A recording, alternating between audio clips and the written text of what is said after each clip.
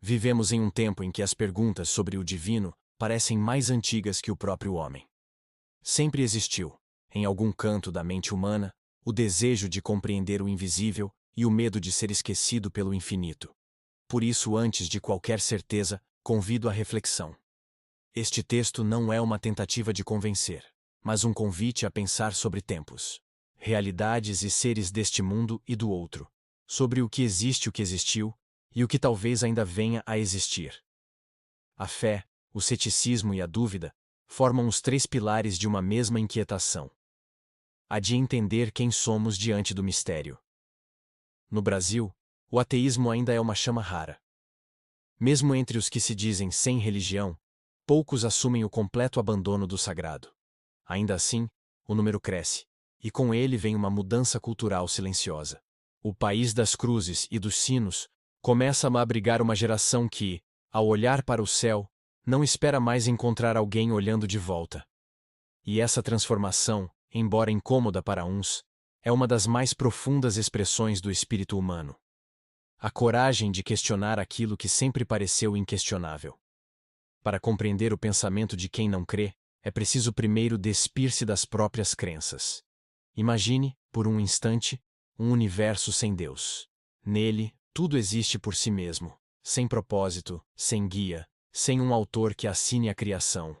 As forças cegas da natureza moldam o caos, e do acaso brota a ordem. A vida é uma dança de moléculas que aprenderam a se replicar, e o pensamento humano, uma consequência química do carbono e do tempo. Nada disso exige milagres, apenas matéria. Sob essa ótica, o cosmos não precisa de intenções para ser belo. Ele é um espetáculo autônomo, indiferente ao que sentimos. A ciência, ao observar o mundo, não encontrou até hoje fenômeno algum que dependa de uma causa sobrenatural. Nenhum telescópio registrou o toque de uma mão divina, e nenhum laboratório capturou vestígio de um Criador. Mesmo a origem da vida, tida como o mais alto milagre, se torna compreensível sob as leis da física e da química. A matéria se organiza, aprende a copiar a si mesma e, em sua obstinação cega, cria o que chamamos de vida. Para o ateu, o milagre não é um ato, é o próprio existir. O universo não é obra de um mago invisível. É a consequência inevitável de suas próprias leis. No entanto, para a maioria, a fé é mais do que crença. É herança. O mundo acredita porque aprendeu a acreditar. Cada cultura molda seu Deus à sua imagem e semelhança. O cristão clama a Jesus, o muçulmano a Alá, o hindu a Brahma, o shintoísta a Kami, e todos afirmam possuir a verdade. Nenhum escolheu seu Deus, nasceram dentro dele. A fé é transmitida como um idioma. Repete-se antes de compreender. E quando duas fés se encontram, cada uma vê na outra o espelho do engano. Se apenas uma pode ser verdadeira, todas as outras deveriam ser falsas. E ainda assim, coexistem. Talvez porque o que move as religiões não seja a verdade, mas a necessidade. A fé nasce onde a razão não alcança. É o idioma do medo e do consolo, o modo como a alma tenta dar sentido ao que não pode controlar. Mesmo os textos sagrados, quando examinados com lupa, revelam mais humanidade do que divindade. Os deuses falam como homens antigos, descrevem céus sólidos e terras planas, ordenam guerras, punem e recompensam segundo a moral de sua época. O livro que muitos dizem perfeito carrega contradições, omissões e traços de poder. Ainda assim, ele consola. E talvez seja esse o verdadeiro milagre. Não o de conter a verdade absoluta, mas o de oferecer abrigo à alma. A religião, sob essa luz, é mais do que doutrina. É estrutura emocional e social. Ela dá sentido à dor, cria laços de pertença, oferece perdão aos que erraram e esperança aos que sofrem. Nas periferias e nos cárceres, a fé substitui o Estado e o afeto. Nos templos, os solitários encontram família. Nas orações, os desesperados encontram ordem. Mesmo sem provas, a fé funciona. E a natureza não recompensa o que é verdadeiro, mas o que é útil. Essa é uma das leis mais duras da evolução. Sobreviver é mais importante do que compreender. Assim, crenças falsas mas reconfortantes persistem, enquanto verdades estéreis se perdem no tempo. Somos descendentes dos que acreditaram, não dos que duvidaram. Crer foi uma adaptação evolutiva, uma estratégia de sobrevivência da mente. Ver padrões e intenções em tudo, nos trovões, nas doenças, nas colheitas, ajudou nossos ancestrais a se proteger. O homem que via um espírito na floresta vivia mais do que o que via apenas o vento. Com o tempo, o instinto de cautela se tornou religião. O sagrado nasceu do medo, e o medo da necessidade de permanecer vivo.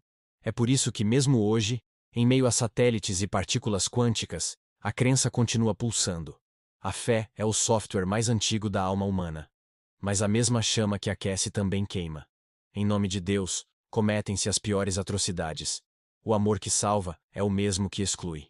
A religião une, mas também separa. Divide povos, ergue muros, dita guerras. E o mais inquietante é que o mal, na teologia, sempre exige explicações que o justificam. Dizem que o sofrimento é teste, que a dor é lição, que o livre-arbítrio inocenta o Criador. Mas se Deus é onisciente, criou já sabendo dos pecados que viriam. Se é onipotente, poderia impedi-los. Se é bom, por que não o faz? A linha entre fé e contradição se dissolve, e o homem se vê diante de um dilema. Ou Deus é imperfeito, ou o mal é parte da perfeição.